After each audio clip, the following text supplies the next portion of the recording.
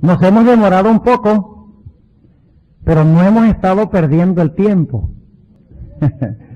Porque primero tuvimos que hablar sobre cómo interpretar símbolos. Porque los sellos están llenos de símbolos. ¿Cómo vamos a poder estudiar los sellos si no sabemos cómo entender los símbolos que están en los sellos? El segundo tema que presentamos fue sobre la estructura de Apocalipsis. ¿Cómo vamos a entender los sellos si no sabemos a dónde ubicarlos? Y anoche ya nos restringimos más todavía. Anoche estudiamos la visión introductoria de los sellos. Y esta noche queremos entrar a estudiar especialmente el primero y el segundo sello, más muchas cosas más. Y el reloj, nos olvidamos de él, ¿verdad? Y las tijeras, vamos a guardarlas en la gaveta. Sí. Aquí el hermano Aragonés es diferente. Él no usa tijeras. Él dice que eche el tiempo que quiera. Ah, bueno. Busquemos en nuestras Biblias el Evangelio según San Juan. El capítulo 14. San Juan, el capítulo 14. Y vamos a leer un pasaje que ya leímos una vez antes. Jesús le dijo a los discípulos en el capítulo 13, me voy. Y los discípulos le dijeron, ¿a dónde vas? Y Jesús les dijo, a donde yo me voy, ustedes no pueden ir conmigo ahora. Es decir, Cristo dice, yo me voy primero y ustedes se vienen después. Los discípulos quedaron muy molestos con eso. Y por lo tanto Jesús les dice las siguientes palabras en el capítulo 14. No se turbe vuestro corazón. Creéis en Dios, creed también en mí. En la casa de mi Padre muchas moradas hay. De otra manera os lo hubiera dicho. Voy pues a preparar lugar para vosotros. ¿Qué significa eso, que Jesús va a preparar lugar? ¿Puede llevar Cristo a su pueblo al cielo sin prepararles un lugar primero? No. Él tiene que ir y sentarse en el trono de la gracia y luego tiene que preparar el camino para que sus hijos puedan estar en el trono de su gloria. Es decir, preparar un lugar es mucho más que preparar casas, mansiones. Eso está incluido. Significa tomar los pasos necesarios para que legalmente se pueda llevar a sus hijos a la casa, al hogar. Luego dice Jesús en el versículo 3, y si me fuere y os aparejare lugar, vendré otra vez y os tomaré a mí mismo, para que donde yo estoy, vosotros también estéis. ¿Cuántas etapas mencionan estos versículos? ¿Cuántos puntos históricos? ¿Uno o dos? ¿Cuál es el primero? Cuando Jesús se va a preparar lugar. ¿Cuál es el segundo punto de tiempo? Cuando viene otra vez y se lleva a los suyos para allá.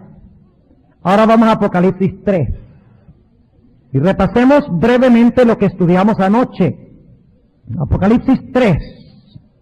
Y vamos a ver si cuadra con lo que leímos en San Juan. Yo les pregunto, ¿quién escribió Apocalipsis? Fue inspirado por el Espíritu Santo, pero ¿quién lo escribió? ¿Es el mismo autor de Juan 14? Sí, claro que sí. Ahora vamos a ver su propia interpretación de lo que quiso decir en Juan 14. Apocalipsis, el capítulo 3 y el versículo 21. La culminación del mensaje a las iglesias. En realidad, esta última promesa es una promesa no solo a la Odisea, sino a todas las iglesias. Es el clímax del mensaje a las iglesias. Y dice, al que venciere, yo le daré que se siente conmigo en mi trono. ¿Cuándo es eso? ¿Pasado, presente o futuro? Futuro, muy bien. Así como yo he vencido. ¿Qué tiempo está ese verbo? Pasado, yo he vencido y me he sentado con mi Padre en su trono. Y luego el capítulo 4 y 5 va a relatar el momento cuando Cristo ascendió y se sentó con el Padre en el trono. Ahora vamos a repasar. ¿Qué tiene el capítulo 4? la visión del trono. ¿Y quién está sentado en el trono? Está solito el Padre en el trono, ¿sí o no? Ahora, hay seres alrededor del trono. Claro que sí. Y toman turnos cantando. ¿Recuerdan anoche quiénes cantan primero? Los seres vivientes. ¿Y después quiénes cantan? Los 24 ancianos, ¿verdad? Y el capítulo 4 termina y no hay ni siquiera una sospecha de que va a haber una crisis. Todo parece ser una escena de alabanza, de glorificación de Dios muy hermosa. Pero empieza el capítulo 5 y de repente se aparece un cordero como inmolado que se va a unir a Dios en el trono. Fíjense. Ven que el capítulo 4 y 5 es una exposición de Apocalipsis 3:21. Es una ampliación de Apocalipsis 3:21. Entonces viene el cordero inmolado a donde está el Padre en su trono y el Padre le da un libro, un rollo, un pergamino mejor. Y el pergamino está sellado con 7 sellos. Y nadie puede abrir los sellos. Nadie es digno. Juan llora. Es importante lo que tiene ese libro. Oh, vida y muerte. O si no, no lloraría. Llora. Y un ser le dice, no te preocupes. El león de la tribu de Judá es digno de romper los sellos y de abrir el libro. Y luego de repente se aparece no un león, sino un cordero. Porque es que Cristo es cordero antes de ser león. Hay una cita en el libro de Hechos de los Apóstoles donde la sierva de Dios dice que los que no acepten a Cristo como cordero tendrán que enfrentarse a Él como león. Y eso lo van a entender cuando lleguemos al final del tema de hoy.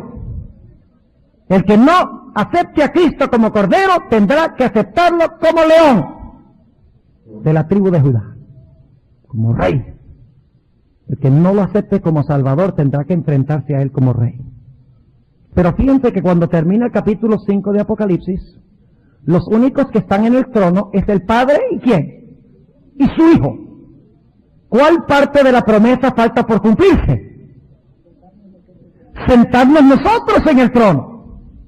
Ir nosotros a donde está el trono. Ahora, ¿a dónde se unen los redimidos al trono? En el capítulo 7. Noten lo que dice el capítulo 7 y el versículo 9. Después de estas cosas miré y he aquí una gran compañía, la cual ninguno podía contar, de todas las gentes y linajes y pueblos y lenguas, que estaban delante del trono y en la presencia del Cordero, para que donde yo estoy, vosotros también estéis, vestidos de ropas blancas y palmas en sus manos. ¿Sabe qué significan las palmas?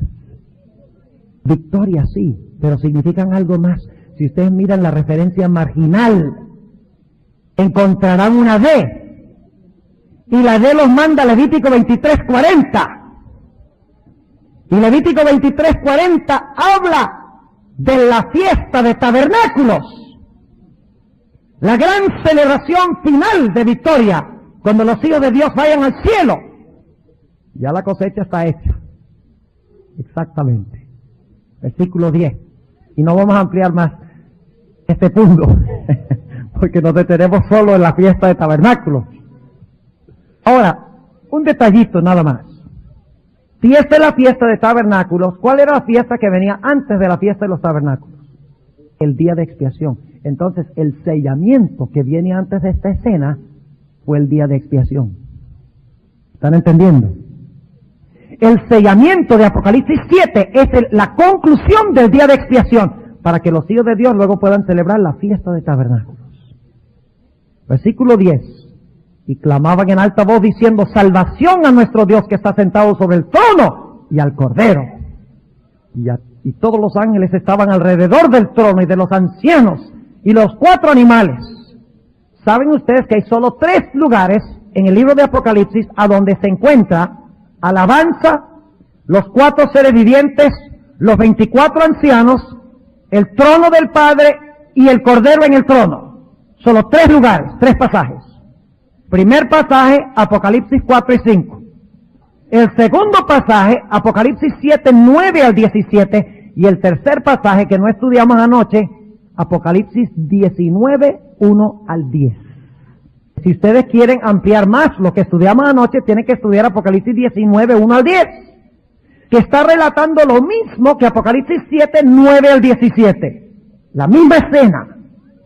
Y luego dice en el versículo 11, y todos los ángeles, fíjense que hay ángeles también, igual que en Apocalipsis 4 y 5. Ahora, en otras palabras, ahora lo que sucedió con la inauguración del ministerio de Cristo, cuando se sentó con su Padre en su trono, se repite ¿cuándo? Cuando los hijos de Dios se unan con Él en el trono. Se va a repetir la escena de Apocalipsis 4 y 5. Y al final del tema de esta noche vamos a ver algo glorioso en cuanto a eso. Versículo 11, y todos los ángeles estaban alrededor del trono y de los ancianos y los 4 animales, y postráronse sobre sus rostros delante del trono y adoraron a Dios, diciendo amén, la bendición y la gloria y la sabiduría y la acción de gracias y la honra y la potencia y la fortaleza sean a nuestro Dios para siempre jamás. Amén. Y respondió uno de los ancianos diciéndome, estos que están vestidos de ropas blancas, ¿quiénes son y de dónde han venido? ¿Por qué tuvieron que pasar estas personas? Es la pregunta. Y respondió uno de los ancianos diciéndome, estos que están vestidos de ropas blancas, ¿quiénes son y de dónde han venido? Y yo le dije, Señor, tú lo sabes. Y él me dijo, estos son los que han venido de grande tribulación. ¿Qué es esa grande tribulación? El tiempo de angustia de Jacob. Y han lavado sus ropas y las han blanqueado en la sangre del Cordero. ¿Por qué ellos pueden unirse al Cordero en el trono? Porque pasaron por la misma experiencia que el Cordero. Vencieron, como el Cordero venció, y a través del poder del Cordero. Y luego dice el versículo 15, por esto están delante del trono de Dios, y les sirven día y noche en su templo. Es decir, todo el tiempo. Y el que está sentado en el trono tenderá su pabellón sobre ellos. No tendrán más hambre ni sed. Y el sol no caerá más sobre ellos ni ningún otro calor. Porque el Cordero, ¿de qué calor está hablando eso? De la cuarta plaga. La plaga del sol que quema con intenso calor. La gran muchedumbre pasa por el tiempo de angustia de Jacob victoriosamente. Y sin embargo, ¿quiénes son los únicos que están vivos justos cuando Cristo venga? Los 144,000.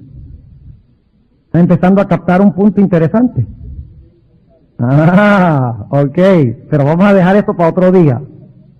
Versículo 17, porque el Cordero que está en medio del trono los pastoreará y los guiará a fuentes vivas de aguas, y Dios limpiará toda lágrima de los ojos de ellos. Ahora fíjense. Apocalipsis 4 y 5, Jesús asciende, se sienta con su Padre en el trono. Apocalipsis 7, se cumple la segunda parte de la promesa. Los hijos de Dios ascienden, habiendo vencido por la sangre del Cordero, ascienden y se sientan también en el trono. Ahora la pregunta es, ¿qué es lo que pasa en el intervalo que se encuentra en el capítulo 4 y 5 y el capítulo 7? Los sellos. Entonces, ¿a dónde ubicamos los sellos? ¿A dónde los ubicamos? ¿En el tiempo de angustia? No, los ubicamos entre la inauguración de Cristo y ¿qué? Y el tiempo cuando los hijos de Dios se unen con Cristo y con el Padre en el trono. Es decir, que los sellos, que dicho sea de paso, se rompen uno tras otro. O sea, no se rompen todos al mismo tiempo. Se rompe uno, luego otro, luego otro, luego otro, hasta que finalmente se rompe el séptimo y viene casi media hora de silencio. Ahora vamos a mirar los sellos. Vamos a introducir los sellos en esta noche. Sí. Interesante, ¿verdad? Si quieren saber qué dijo, después les digo. Hay muchos detalles aquí que no podemos estudiar por falta de tiempo. Si estudiamos cada símbolo y cada versículo, nos agarra el fin del campestre y todavía toca el próximo campestre y el siguiente campestre después de ese y no terminamos. Ahora fíjense, vamos a hablar de los sellos. Versículo 1 del capítulo 6. ¿Cuántos sellos hay? 7. Se abren consecutivamente, uno después de otro. Recuerde que son los eventos de la historia que tienen que cumplirse para que los hijos de Dios puedan unirse en el trono con el Cordero que se sentó con el Padre en el trono. ¿Están entendiendo? Es decir, que son los pasos históricos por los cuales pasa la iglesia para que Cristo finalmente pueda llevar sus hijos al hogar. Las tribulaciones y las dificultades que va a pasar la iglesia. Cuando se rompa el séptimo sello, ya el pueblo de Dios se puede sentar con el Cordero en el trono. Y el sábado en la mañana hablaremos del séptimo sello. Ahora fíjense, vamos a repasar, no vamos a leer los sellos, pero vamos a repasar la secuencia. ¿Cuál es el primer sello? Se ve un caballo ¿qué? Caballo blanco. Y el que está sentado sobre el caballo blanco sale ¿para qué? Para vencer y conquistar, ¿verdad? Tiene un arco en su mano y una corona, un stéfanos. La corona de la victoria. Hay dos palabras corona en griego. Está la palabra stéfanos y está la palabra diadema. La diadema es, en Apocalipsis 19, cuando Cristo viene en el caballo blanco, tiene muchas diademas, muchas coronas. Es la corona del rey que viene como vencedor. Mientras que el stéfanos es la corona que se le da a alguien que acaba de vencer. Es decir, que el caballo blanco representa guerra y representa victoria, y el blanco representa ¿qué? Pureza. Vamos a ver en unos momentos, ahora quiero que capten el panorama completo de todos los sellos, cómo compaginan y se relacionan, pero vamos a encontrar que el caballo blanco representa los tremendos avances y la victoria de la iglesia primitiva en la conquista sobre el mal. Es la iglesia primitiva, la iglesia pura, la iglesia que vence, la iglesia que conquista el terreno del enemigo, la iglesia que se esparció a todo el mundo. Esta es la iglesia representada por el caballo blanco. Salió conquistando, dice allí. ¿Qué pasa? ¿Qué pasó cuando la iglesia empezó a conquistar multitudes de personas? ¿Quién se empezó a preocupar? Satanás. ¿Por qué estaba preocupado Satanás? Porque estaba perdiendo su gente. Miles y miles estaban abandonando el paganismo como resultado de las victorias del Evangelio y se estaban uniendo a la iglesia cristiana. El diablo dijo, esto a mí no me conviene. ¿De qué color es el segundo caballo? Rojo. Sangre. ¿Qué hizo Satanás cuando la iglesia primitiva, por su pureza y por su proclamación del Evangelio, empezó a restarle súbditos a su reino? Levantó contra la iglesia, ¿qué cosa? Persecución. Ese es el caballo rojo. Pero sucedió que mientras más Satanás mataba, más crecía la iglesia. Ahora escuchen bien, quiero que noten que los sellos son un flujo de eventos. Un evento lleva automáticamente al siguiente sello. Es decir, es relación de causa y efecto. La victoria del caballo blanco, la proclamación del Evangelio, la pureza de la iglesia primitiva, denotado por el blanco, causa que Satanás se levante en persecución contra la iglesia. Pero cuando persigue a la iglesia crece más todavía. Me hace pensar de una ciudad en Colombia, la ciudad de Bucaramanga. ¿Cuántos conocen la ciudad de Bucaramanga? Ese fue uno de los grandes epicentros de la violencia en Colombia. En los años 40. Mucha violencia. Pero ¿saben ustedes que la iglesia adventista es más grande y más numerosa en Bucaramanga que en cualquier otra ciudad? Una persecución mordaz. Empezó como una guerra política y terminó como una guerra religiosa entre católicos y protestantes. Es que tú no habías nacido. Ve, él es joven. Yo estaba apenas, nosotros fuimos a Colombia apenas cuando estaba terminando ese tiempo de violencia. Nosotros fuimos a Colombia en el año 1954. Y les podría relatar historias espeluznantes de cuando vivimos en la ciudad de Cartagena y varias personas llegaron a la casa perseguidas por los sacerdotes católicos. Querían conseguirlas para matarlas. Pero no vamos a detenernos en eso. El punto que quiero recalcar es este: que mientras más persecución hay, más pura se conserva la iglesia y más crece. Por lo tanto, Satanás dice, ¿ahora qué hago yo? Pensé que persiguiéndola iba a acabar con ese espíritu de victoria y de pureza. Y lo que pasa es que es más pura y más victoriosa. Dice, ¿qué hago? If you can't fight them, join them. De la expresión, ¿verdad? Si no los puedes destruir desde afuera, únete a ellos. Y el diablo introdujo el error a la iglesia. ¿De qué color es el tercer caballo? ¡Negro! Y el color negro vamos a ver cuando estudiemos mañana, porque esta noche vamos a estudiar el caballo blanco y el caballo rojo. Mañana vamos a estudiar el caballo negro y el caballo amarillo, y vamos a tratar de estudiar en cuanto a las almas debajo del altar.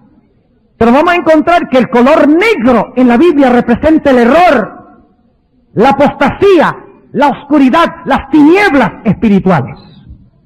Y a través de Constantino, ahora se introdujo el venerable día del sol al cristianismo.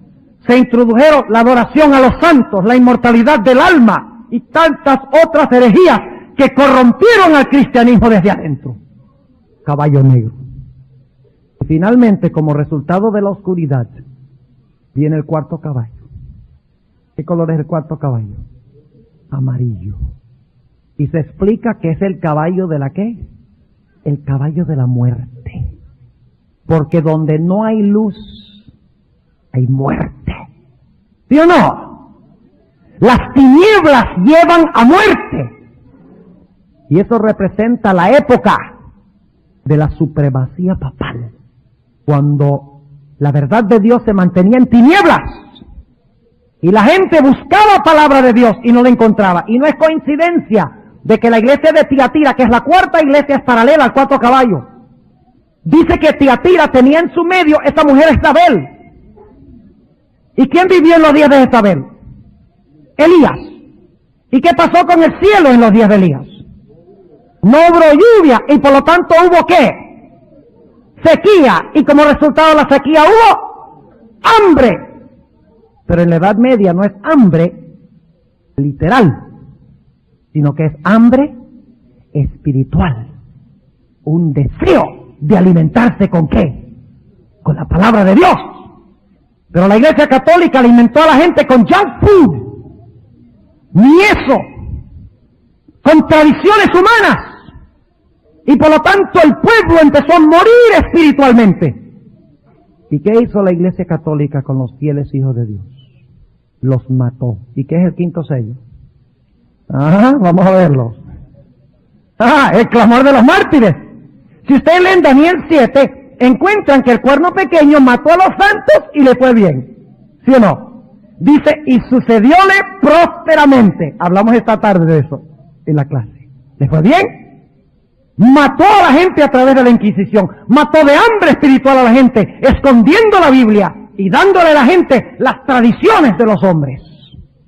Y al destruir a los mártires se encuentran debajo del altar, y vamos a ver que es el altar del sacrificio en el atrio, el que se refiere aquí, porque la sangre de los sacrificios se echaba al pie del altar.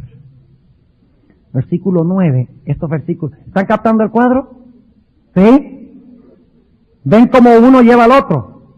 No son independientes el primer sello, y luego independiente el segundo, y el tercero independiente del primero y el segundo, y cada uno allí independiente. No, cada uno lleva al otro. La iglesia vence, el diablo dice persigo.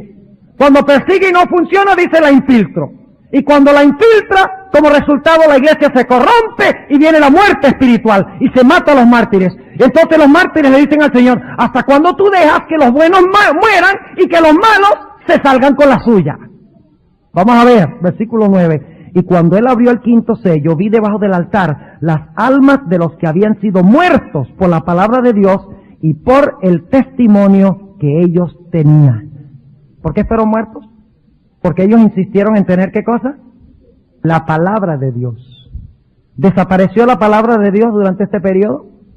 ¿Desapareció? No, pero sí estaba ¿qué? Escaso. En el quinto sello ustedes van a encontrar que hay una balanza y está muy caro el trigo. Así no se consigue. ¿Y qué se hace con el trigo? ¡Pan! Hay escasez de pan, está muy caro, no se consigue. Pero sí hay. Claro, pero hay. Los valdenses, los albigenses, otros conservaron la palabra de Dios viva. Muchos entregaron sus vidas por ser fieles a Dios. Versículo 10, y clamaban en alta voz diciendo, lógicamente ellos no están clamando porque están muertos, pero es como si clamaran, es como la sangre de Abel, que clama a mí desde la tierra, dice Dios. ¿Acaso la sangre grita? Sí, no literalmente, pero cuando alguien muere injustamente, se exige que se haga ¿qué? Justicia. ¿Entiende? Versículo 10. Y clamaban en alta voz diciendo, ¿hasta cuándo, Señor, santo y verdadero? Es decir, si tú eres santo y verdadero, ¿hasta cuándo no juzgas y vengas nuestra sangre de los que moran en la tierra? ¿Hasta cuándo van a perder los buenos y ganar los malos? Versículo 11. Les fueron dadas sendas ropas blancas. Se les dio un manto blanco. Y fue les dicho, ahora déjenme preguntarles, en el quinto sello, ¿se ha realizado el juicio todavía? ¿Los sellos están hablando del juicio investigador? ¿El romper de los sellos es el juicio? No, porque en el quinto sello, los mártires están diciendo, ¿cuándo es que tú vas a juzgar? El juicio no se ha hecho.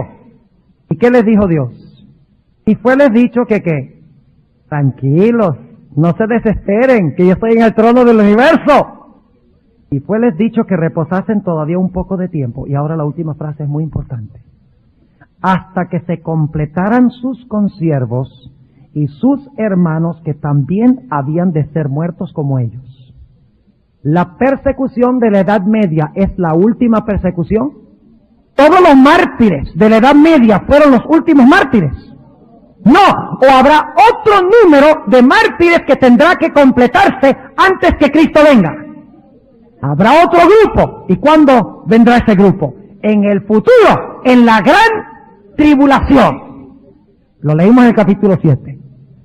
Qué lindo esto, ¿verdad? Cuando vemos el flujo, la secuencia. Está Dios diciéndonos qué va a pasar desde la inauguración de Cristo en la historia de la iglesia. Déjenme preguntarles, ¿ustedes se desesperan por lo que pasa en la historia? Sí, se desesperan, claro que sí. Ahora, si hubiera preguntado si debemos desesperarnos, ahí sí tienen derecho a decirme que no. Pero cuando vemos a Nueva York lleno de drogas, lleno de crimen, lleno de mentira, lleno de inmoralidad, a veces yo debo admitir que se me escapa el pensamiento, ¿dónde estás, oh Dios?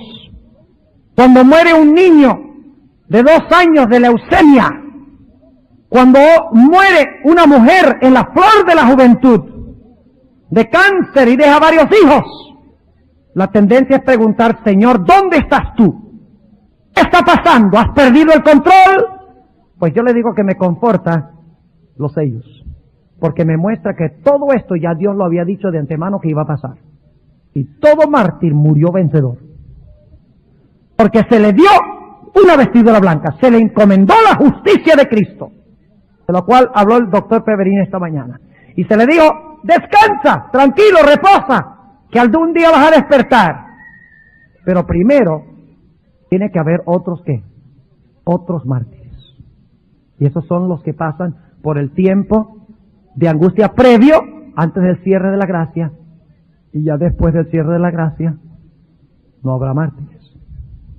Porque es que hay 2 grupos. Está el grupo de los mártires, ese también hay que completar el número, y luego están los que van a estar vivos cuando Cristo venga. Ese es el número de los 144,000. ¿Está claro? Ahora, ¿qué pasa cuando está terminando este periodo, cuando los mártires están clamando? Llega un momento cuando la persecución, ¿qué pasa? Concluye. 1798 concluye el poder del que produce la muerte. Los mártires han clamado, pero todavía no se ha completado el número de los mártires. Ahora, ¿cuál es el sexto sello? El sexto sello tiene dos partes. La primera parte son las señales que indican que el tiempo del fin ha llegado. Son señales del tiempo del fin, de que estamos viviendo en los últimos días de la historia. ¿Y cuáles son esas señales? Y miré, y escuchen bien, están en su orden exacto. Dios no falla, están en el orden exacto. Y miré cuando abrió el sexto sello, ya los martirios han terminado o están terminando. Todavía falta el grupo por completarse. Y ahora Dios hace un anuncio con 4 fenómenos. Cuando abrió el sexto sello, y he aquí fue hecho un gran terremoto. Terremoto de Lisboa, 1755. Y el sol se puso negro como un saco de silicio, 1780. Y la luna se puso toda como sangre, esa misma noche. La luna se puso roja como sangre. Y las estrellas del cielo cayeron sobre la tierra, 1833. ¡Qué tremendo! Ahora, nosotros los adventistas siempre hemos dicho, escuchen bien, siempre hemos dicho que el sexto sello tiene un paréntesis. Es decir, se realizan estas señales, el terremoto, las señales en la luna, en el sol, con las estrellas, y que luego entonces se interrumpe, y el resto del sexto sello se cumple ¿cuándo? En el futuro. Ahora escuchen bien. ¿Qué es lo que debe suceder en el interino?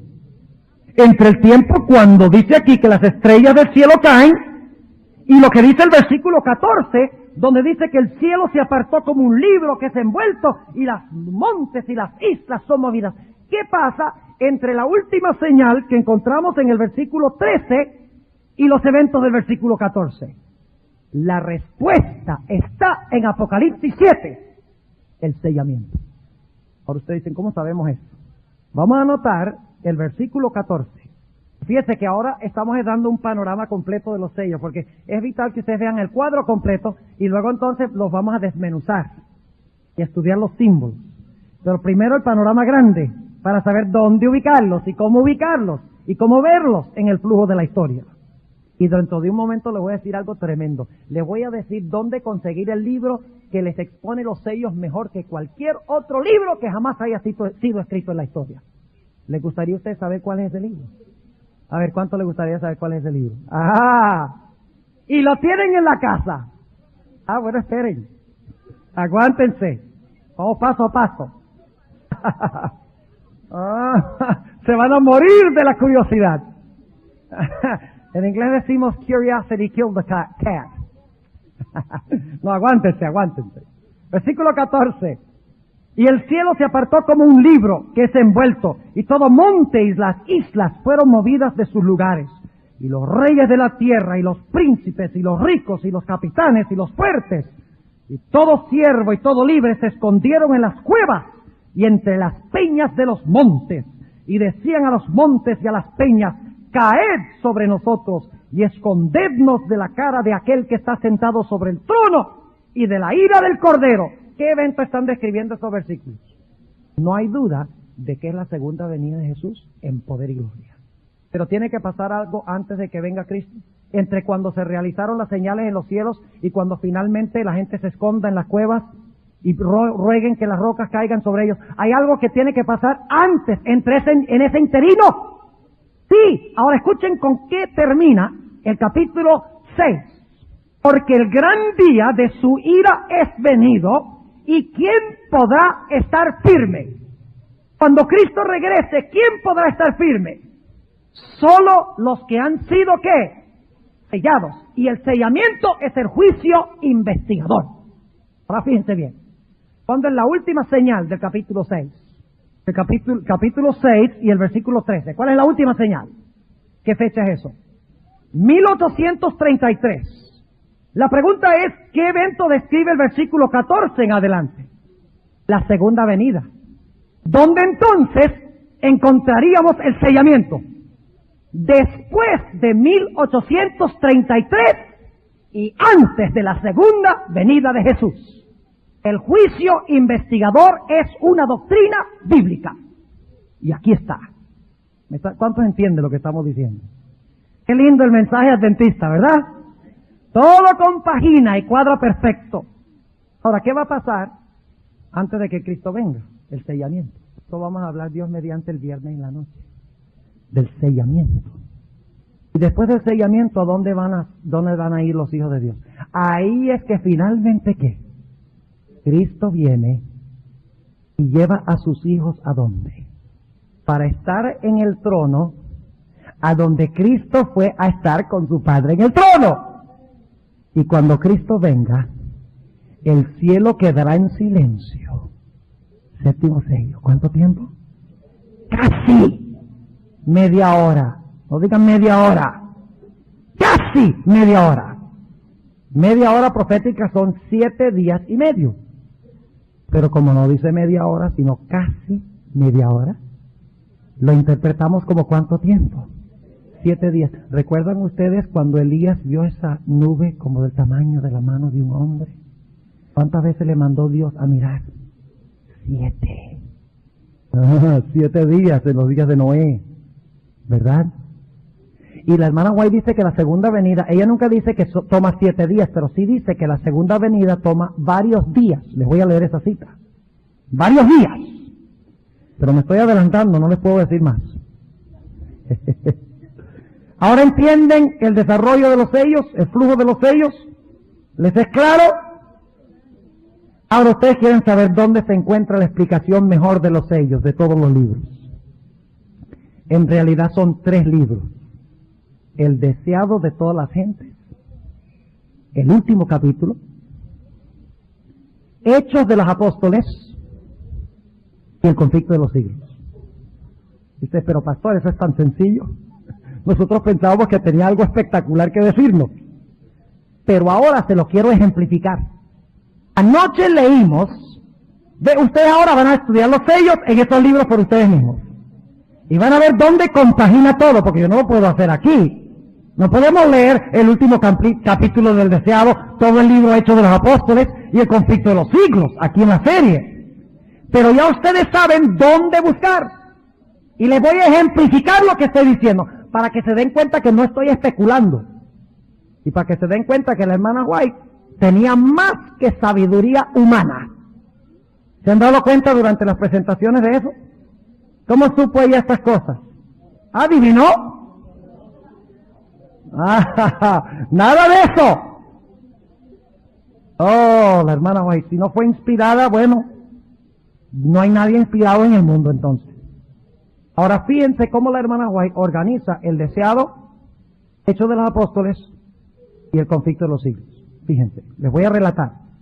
Los últimos capítulos del deseado de todas las gentes hablan de qué evento de la vida de Cristo. Su muerte, ¿qué más?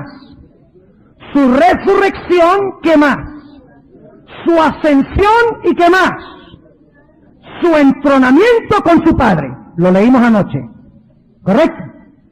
Así que si ustedes quieren empezar a entender la introducción a los sellos, tienen que estudiar cuándo el Cordero fue inmolado, cuándo venció, los últimos capítulos del deseado, su muerte y su resurrección, cuándo ascendió, y cuando se sentó a la diestra de su Padre.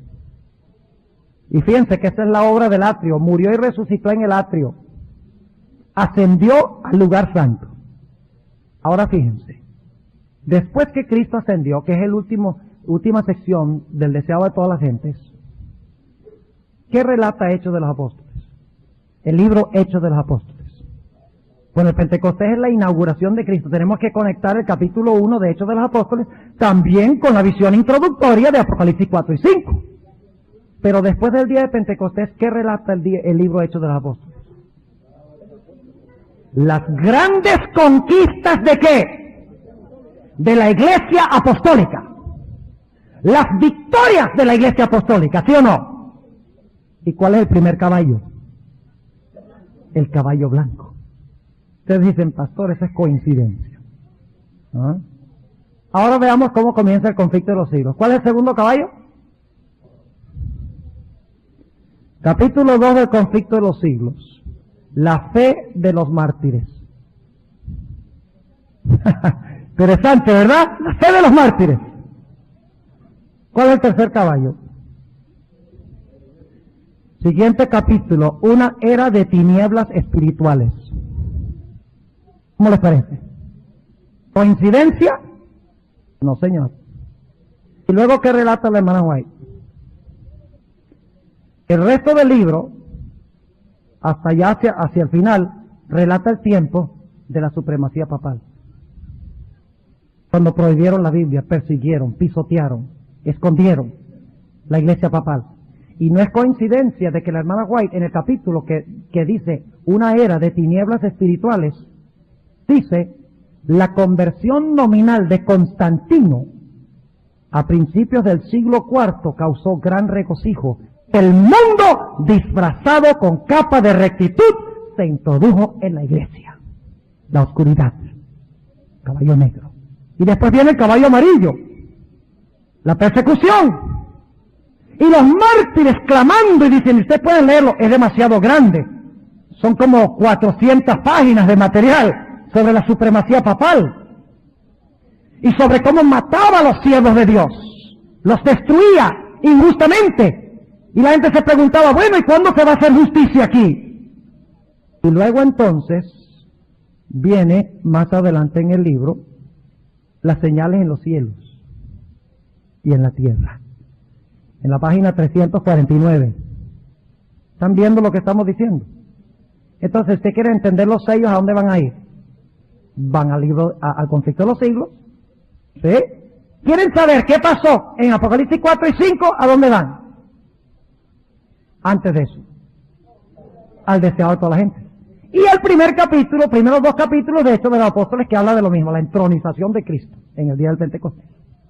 Si quieren saber en cuanto a las conquistas del caballo blanco, ¿a dónde van? Al libro de Hechos de los Apóstoles. Si quieren saber de cómo Satanás trató de destruir a la iglesia que estaba conquistando, ¿a dónde van?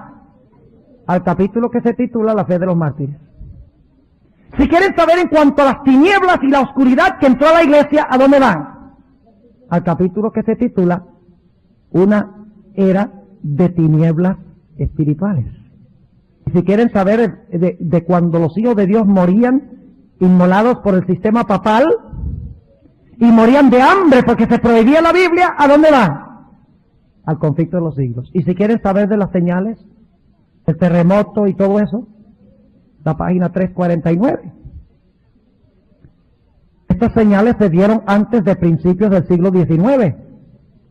La hermana White entendía entonces que el siglo XIX ya estábamos en ¿cuál sello? En el sexto sello. Déjenme preguntarles, ¿el romper de los sellos está hablando del juicio investigador? El hecho de romper los sellos. ¿Ha llegado el juicio cuando Cristo está rompiendo los sellos? ¿Los primeros 5? El sexto, ni siquiera el sexto, porque el sexto, la primera parte por lo menos nos lleva hasta 1833. Y es el paréntesis que nos lleva ¿a qué? Al juicio. Así que la escena de Apocalipsis 4 y 5 no puede ser el juicio investigador. Dice, en cumplimiento de esta profecía, después de citar Apocalipsis 6:12, en 1755 se sintió el más espantoso terremoto que se haya registrado. Y luego relata los lugares donde sucedió. No crean ustedes que este fue un terremotico. Dice, aunque generalmente se lo llama el terremoto de Lisboa, se extendió por la mayor parte de Europa, África y América. Se sintió en Groenlandia, en las Antillas, en la isla de Madeira, en Noruega, en Suecia, en Gran Bretaña e Irlanda. Ese fue un soberano terremoto. Abarcó por lo menos 10 millones de kilómetros cuadrados. La conmoción fue casi tan violenta en África como en Europa. Gran parte de Argel fue destruida y a corta distancia de Marruecos, un pueblo de 8 a 10 mil habitantes desapareció en el abismo. Una ola formidable barrió las costas de España y África, sumergiendo ciudades y causando inmensa desolación. ¿Se ha visto en este mundo un terremoto tal? en alguna ocasión de la historia? No.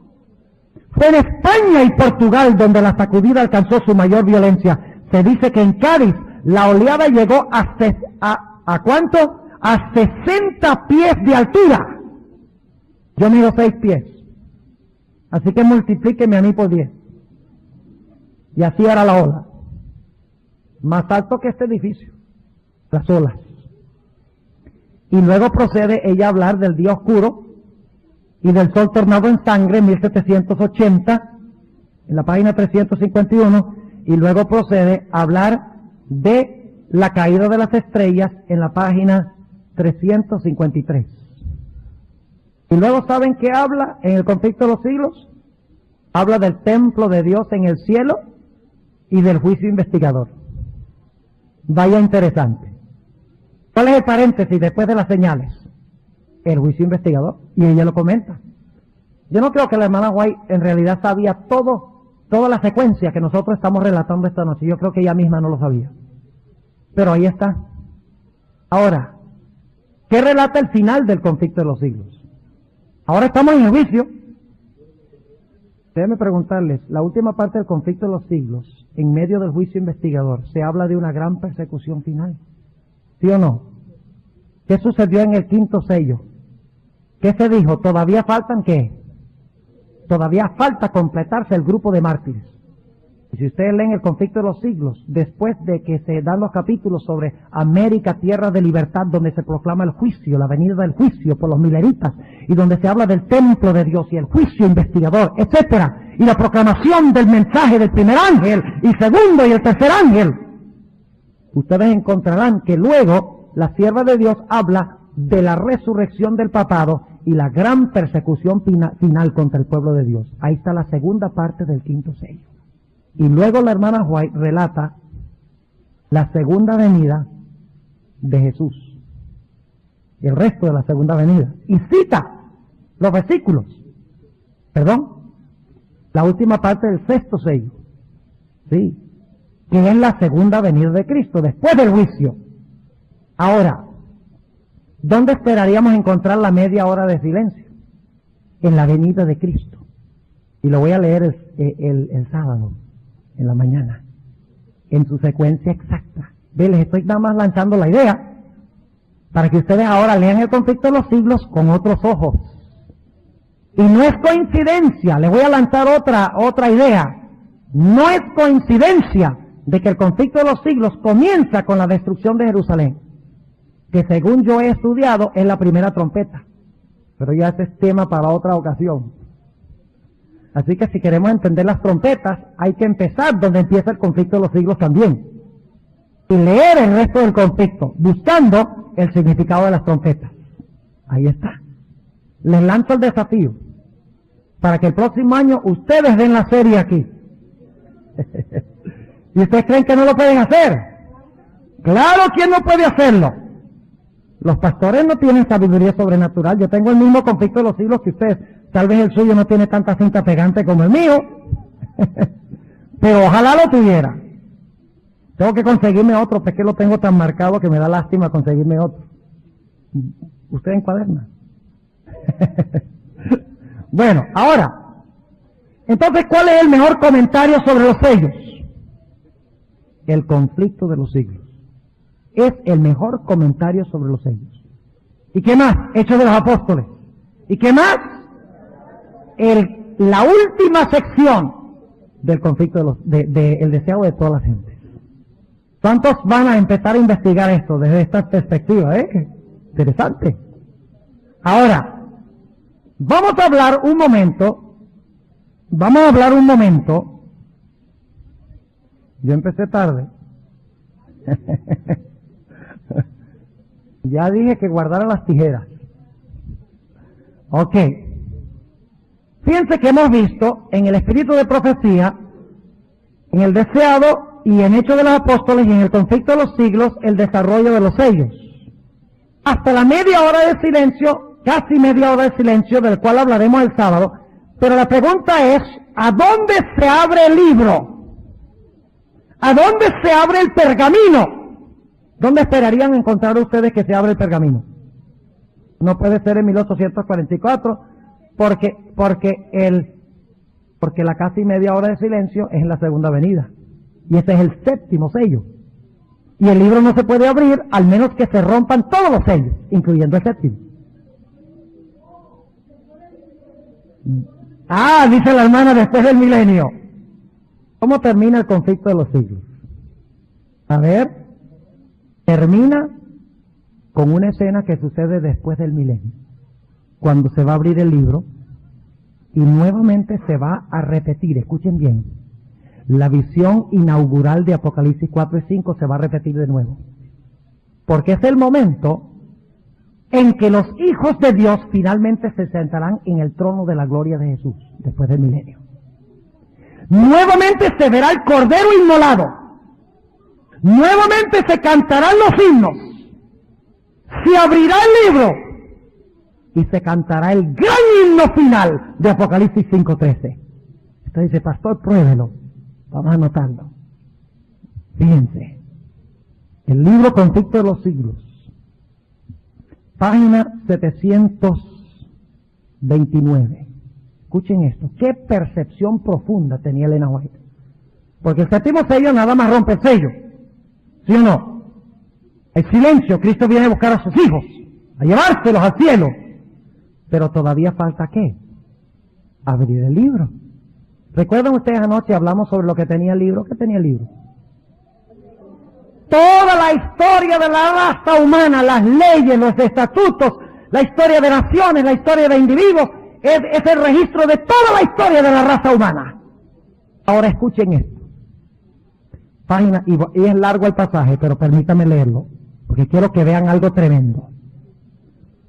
Dice en la página 729, el universo entero contempló el gran sacrificio hecho por el Padre y el Hijo en beneficio del hombre. Ha llegado la hora en que Cristo ocupa el puesto a que tiene derecho y es exaltado sobre los principados y potestades y sobre todo nombre que se nombra. A fin de alcanzar el gozo que le fuera propuesto, el de llevar muchos hijos a la gloria, sufrió la cruz y menospreció la vergüenza. Y por inconcebiblemente grandes que fuesen el dolor y el oprobio, mayores aún son la dicha y la gloria. Echa una mirada hacia los redimidos, transformados a su propia imagen, y cuyos corazones llevan el sello perfecto de lo divino, y cuyas caras reflejan la semejanza de su Rey. Contempla en ellos el resultado de las angustias de su alma, y está satisfecho. Luego, con voz que llega hasta las multitudes reunidas de los justos y de los impíos, exclama: contemplad el rescate de mi sangre. ¿De qué habla Cristo? De su sangre. Por esto sufrí, por estos morí, para que pudiesen permanecer en mi presencia a través de las edades eternas. Y de entre los revestidos con túnicas blancas en tono del trono, ¿quiénes son esos? ¿Recuerdan Apocalipsis 7? ¿Sí? Pero ahora esto es después del milenio. Asciende el canto de alabanza. Digno es el Cordero que ha sido inmolado de recibir poder y la riqueza y la sabiduría y la fortaleza y la honra y la gloria y la bendición. Apocalipsis 5:12. Nuevamente se ve el Cordero y nuevamente se oye el himno. Cuando los redimidos se unen con Cristo en el trono, al igual que cuando Cristo se unió con el Padre en el trono.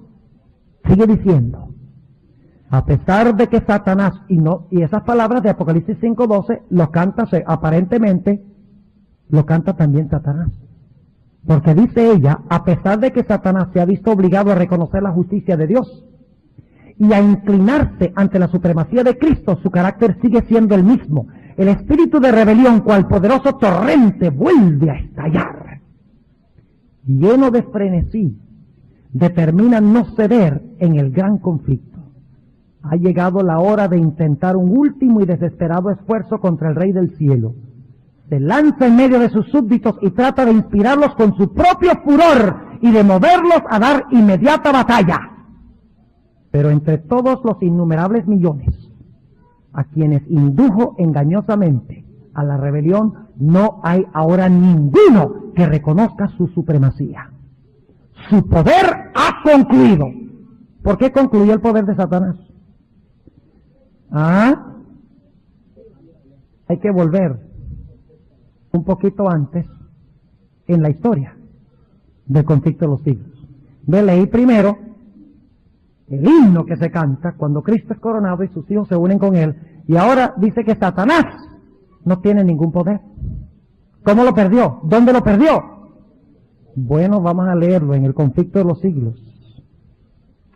Página 723. Dice: en presencia de los habitantes de la tierra y del cielo reunidos, se efectúa la coronación final del Hijo de Dios. Y entonces, revestido de suprema majestad y poder, el Rey de Reyes falla el juicio de aquellos que se rebelaron contra su gobierno y ejecuta justicia contra los que transgredieron su ley y oprimieron a su pueblo. Y ahora escuchen la cita. El profeta de Dios dice, y va a citar Apocalipsis 20, 11 y 12.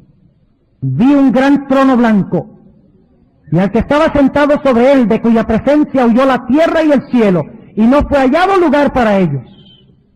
Y vi a los muertos, pequeños y grandes, estar en pie delante del trono, y abriéronse los libros. Abrióse también otro libro, que es el libro de la vida, y los muertos fueron juzgados de acuerdo con las cosas escritas en los libros, según sus obras. Y ahora escuche. Apenas se abren los registros y la mirada de Jesús se dirige hacia los impíos, estos se vuelven conscientes de todos los pecados que cometieron.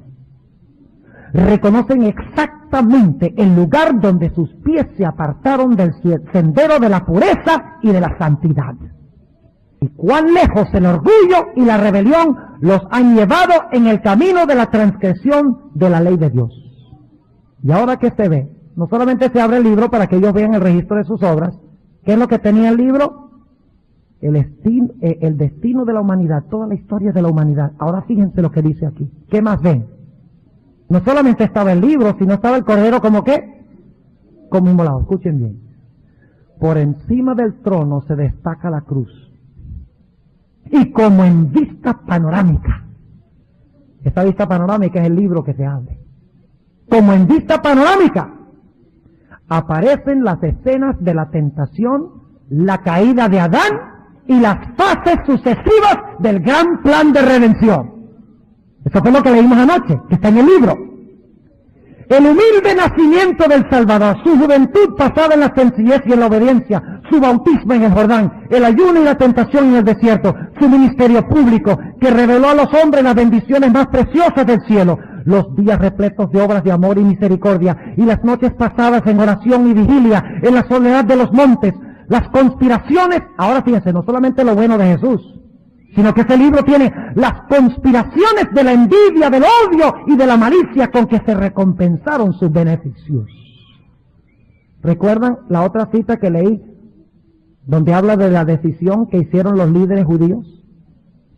Que en el día del juicio aparecerá en todo su carácter vengativo.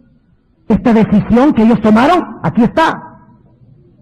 Sigue diciendo, la terrible y misteriosa agonía en el Getsemaní, bajo el peso anonadador de los pecados de todo el mundo, la traición que le entregó en manos de la turba asesina, los terribles acontecimientos de esa noche de horror, el preso resignado y olvidado de sus discípulos más amados, arrastrado brutalmente por las calles de Jerusalén, el Hijo de Dios presentado con visos de triunfo ante Anás, obligado a comparecer en el palacio del sumo sacerdote, en el pretorio de Pilato, ante el cobarde y cruel Herodes, ridiculizado, insultado, atormentado y condenado a muerte. Todo eso está representado a lo vivo. ¿Entienden ahora qué es el libro? Se le va a mostrar a los malos porque se perdieron. Y se va a mostrar por qué los justos se salvaron. Sigue diciendo, luego, ante las multitudes agitadas, se producen las escenas finales. el paciente varón de dolores pisando el sendero del Calvario, el príncipe del cielo colgado de la cruz, los sacerdotes altaneros y el populacho escarnecedor ridiculizando la agonía de su muerte, la oscuridad sobrenatural, el temblor de la tierra, las rocas destrozadas y los sepulcros abiertos que señalaron el momento en que expiró el Redentor del mundo. ¿Ustedes creen que la televisión es interesante? ¡No han visto nada! Porque cuando se abre el libro, se verá la historia completa de la raza humana. Se abrirán los libros finalmente y se verá por qué los justos se salvaron y por qué los impíos se perdieron. Sigue diciendo, la escena terrible se presenta con toda... ¿De dónde saca la hermana White esta información? Se la inventó. No, Dios le mostró lo que estaba en el libro. ¿De dónde plagió esto? ¿De dónde se lo plagió? De ninguna parte. Porque esto no está en ninguna otra parte. Esto no es plagio. Esto es inspiración. Pero primero tuvimos que estudiar la Biblia. ¿Verdad? Primero tuvimos que ir a la Biblia. Y ahora confirmamos con el espíritu de profecía. La escena terrible se presenta con toda exactitud. Satanás, sus ángeles y sus súbditos no pueden apartar los ojos del cuadro que representa su propia obra. Cada actor recuerda el papel que desempeñó. Herodes, el que mató a los niños inocentes de Belén para hacer morir al rey de Israel.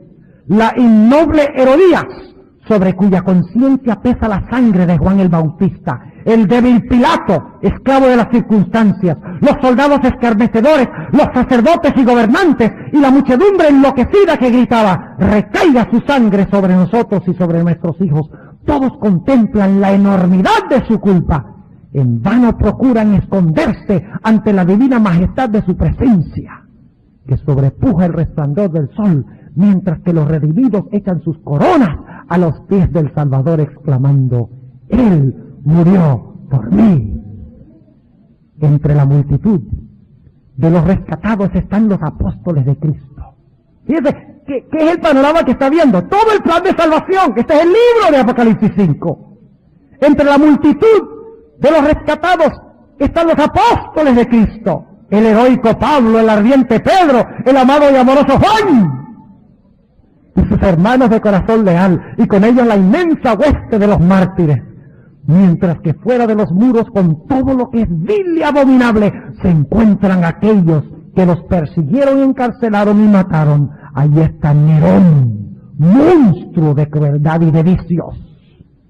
Sí, la hermana White debe nombrar nombres propios de los que se van a perder. Y dice, y puede ver la alegría y el triunfo de aquellos a quienes torturó y cuya dolorosa angustia le proporcionó deleite satánico. Su madre está allí, la madre de Nerón, para ser testigo de los resultados de su propia obra, para ver cómo los malos rasgos de carácter transmitidos a su hijo y las pasiones fomentadas y desarrolladas por la influencia y el ejemplo de ella produjeron crímenes que horrorizaron al mundo. Allí hay sacerdotes y prelados papistas. Ahora vamos un poquito más adelante en la historia. Un poquito más adelante en el libro. Allí hay sacerdotes y prelados papistas. ¿A dónde te vio Cristo? ¿A dónde te vio Cristo a ti en este libro? ¿Te has preguntado eso alguna vez? Allí hay sacerdotes y prelados papistas que dijeron ser los embajadores de Cristo y que no obstante emplearon instrumentos de suplicio, calabozos y hogueras para dominar las conciencias de su pueblo. Ahí están los orgullosos pontífices que se ensalzaron por encima de Dios y que pretendieron alterar la ley del Altísimo. Aquellos así llamados padres de la iglesia tienen que rendir a Dios una cuenta de la que bien quisieran librarse.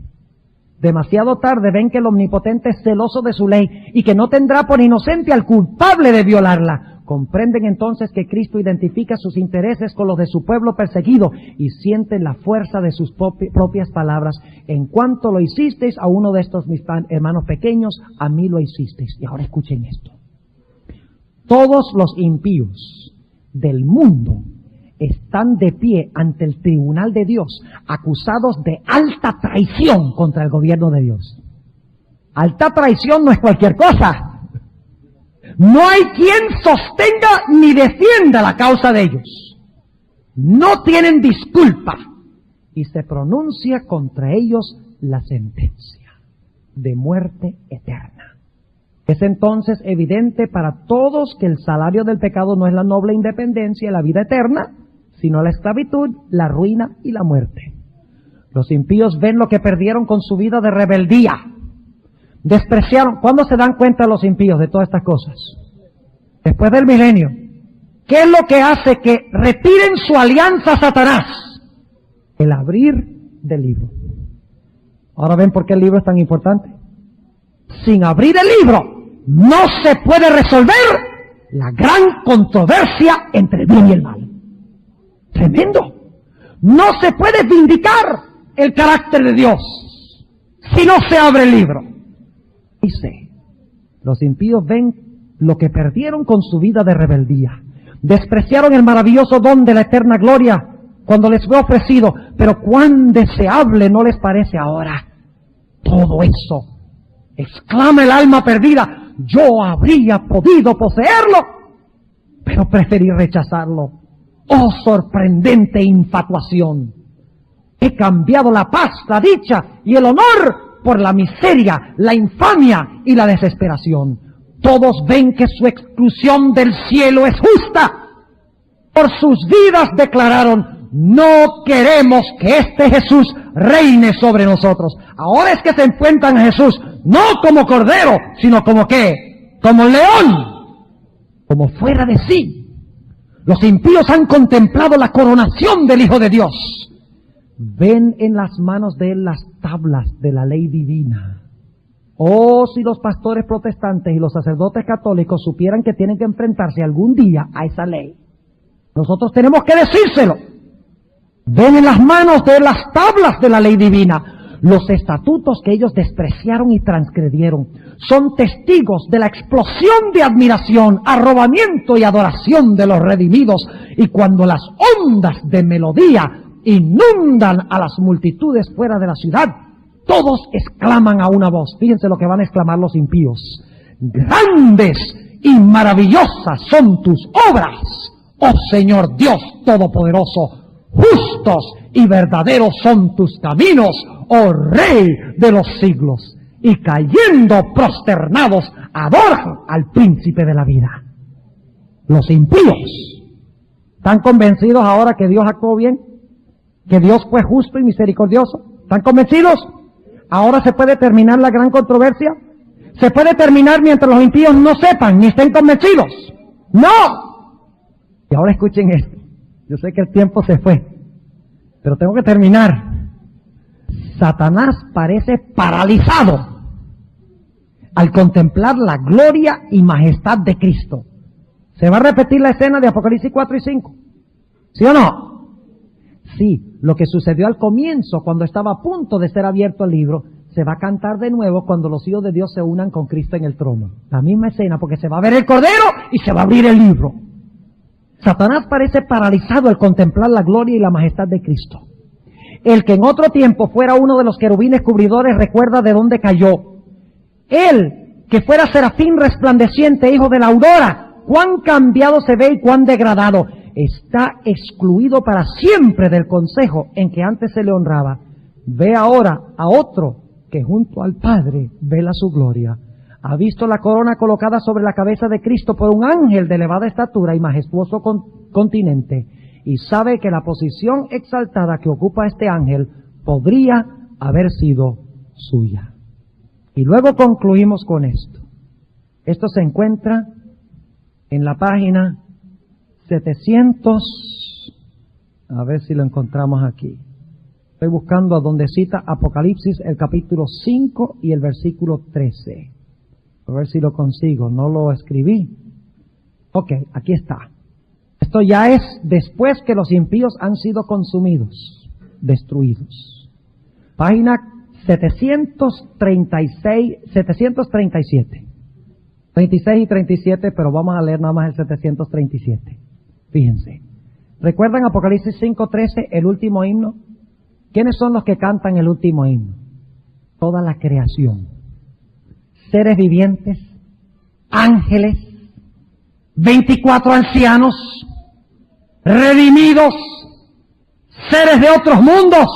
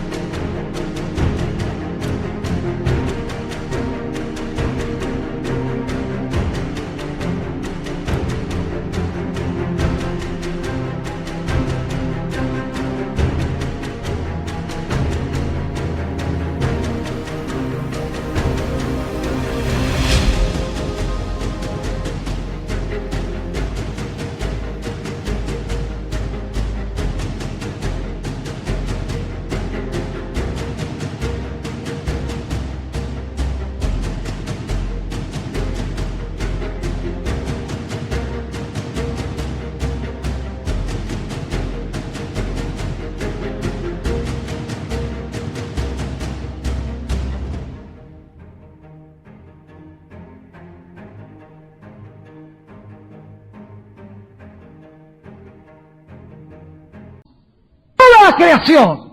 Ahora escuchen. Y toda cosa creada que está en el cielo, y sobre la tierra, y debajo de la tierra, y sobre el mar, y a todas las cosas que hay en ellos las oí decir, bendición y honra y gloria y dominio al que está sentado sobre el trono y al Cordero por los siglos de los siglos. El gran conflicto ha terminado. Ya no hay más pecado ni pecadores. Todo el universo está purificado. La misma pulsación de armonía y de gozo late en toda la creación. De aquel que todo lo creó manan vida, luz y contentamiento por toda la extensión del espacio infinito. Desde el átomo más imperceptible hasta el mundo más vasto, todas las cosas animadas e inanimadas declaran en su belleza sin mácula y en júbilo perfecto que Dios es amor.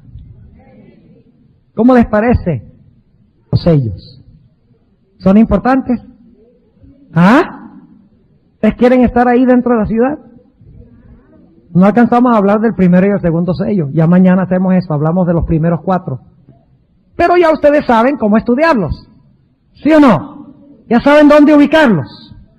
Cómo analizarlos y estudiarlos. ¿Dónde están en el marco histórico?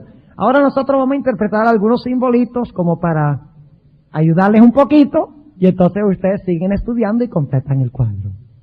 ¡Qué panorama tan fantástico! Yo quiero estar con Cristo en la ciudad. Yo quiero cantar ese himno de Apocalipsis 5:13. Yo quiero echar mi corona a los pies de Jesús y proclamarlo Rey de Reyes y Señor de Señores. No solo del universo, sino de mi vida. ¿Ustedes quieren estar ahí?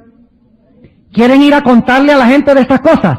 ¿Ustedes creen que el mundo necesita saber esto?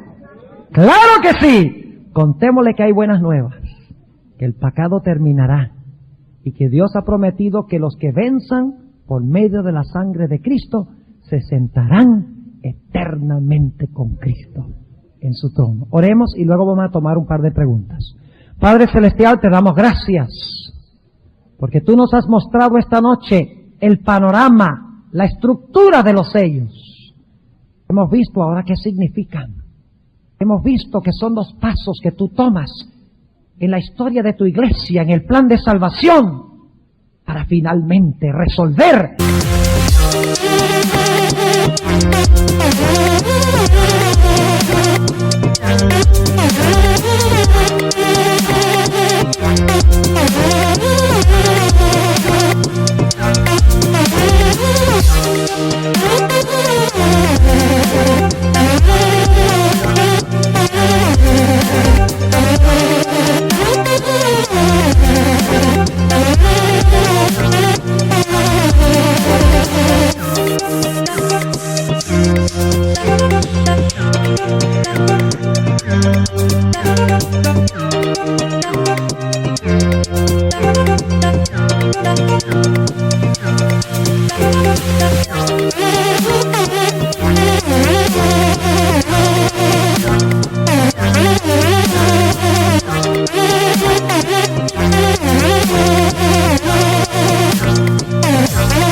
gran controversia entre el bien y el mal.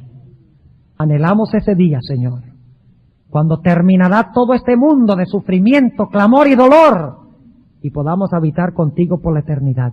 Señor, ayuda a cada uno reunido aquí a sentir la urgencia del tiempo en que estamos viviendo, a preparar un carácter para estar con Cristo, Señor. Que ninguno de nosotros faltemos por negligencia, por mundanalidad, por descuido. Ayúdanos a estudiar, a orar y a testificar por ti. El mundo necesita saber. Úsanos. Te lo pedimos en el nombre de Jesús.